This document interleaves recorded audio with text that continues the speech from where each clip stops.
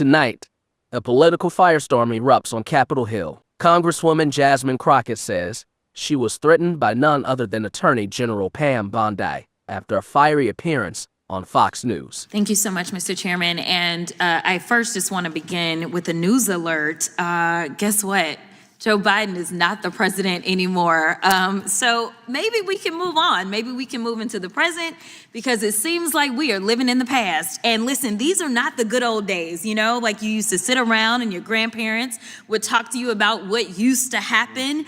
What we need to be talking about is how we are going to legislate, because I think that some of my colleagues have confused what our jobs are. And I get that we're sitting in judiciary. And so it may seem as if we are here to be litigators, but we are here to be legislators, which means that we are supposed to be writing laws, not trying to have our own trials and determine whether or not something is true or not, or whatever the case is, or who should be sued, who shouldn't be sued.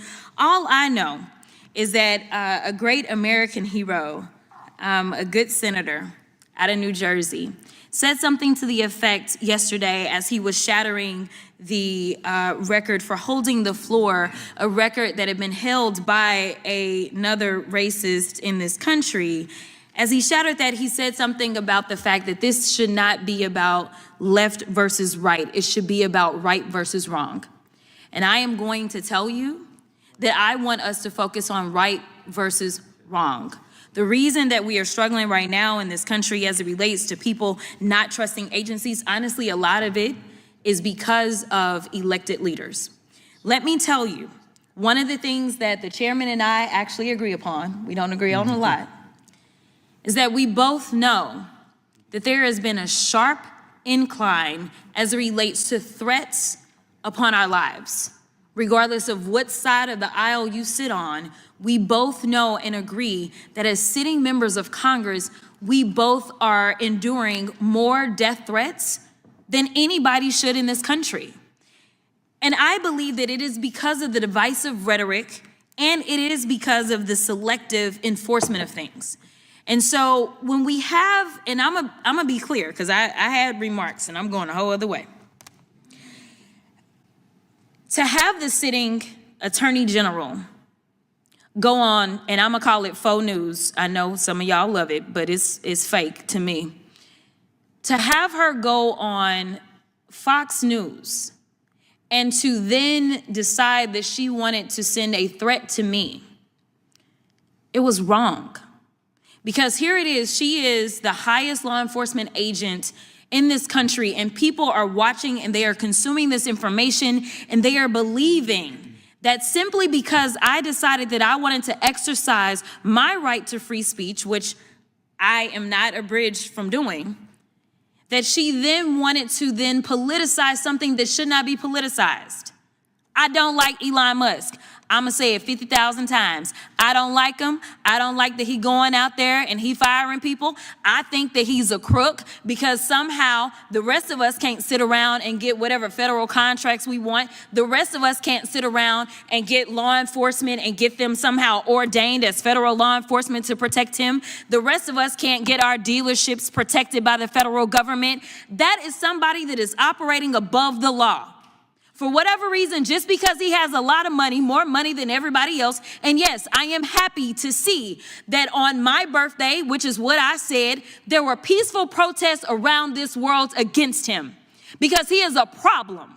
And so you never should have somebody that is sitting that high and is going to sit up here and threaten a sitting member of Congress when she knew good and well, if she watched the entire thing, that I specifically told protesters to make sure you consult with lawyers, just like I've told protesters over and over and over in the history of me advising people to go out and exercise their constitutional right. The fact that there are other sitting members that have received letters of threat from this new DOJ tells me that they are about retribution and they are not about following the law. The reason that our party, or I won't even say our party, our country is torn apart is because we can't even agree on right versus wrong.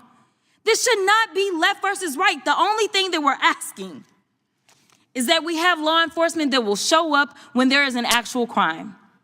If somebody calls and says, hey, I need you to investigate this cybercrime, or I need you to investigate this child pornography, or I need you to investigate this robbery, then we want somebody to show up, and we don't want them to look at us and act as if just because I'm black or because I'm woman, that I am not worthy of having that case investigated, because we have an administration that is continuously railing against diversity, equity, and inclusion, or we don't need people that show up that feel like diversity should not be valued. That is why we should have somebody that may show up and looks like me.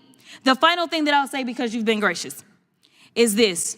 When I first became a public defender, I had no criminal defense experience. And I walked in and I told my boss, Charlie, I said, listen, you should hire me. He said, why? I said, because I'm black. Charlie looked at me like I was crazy.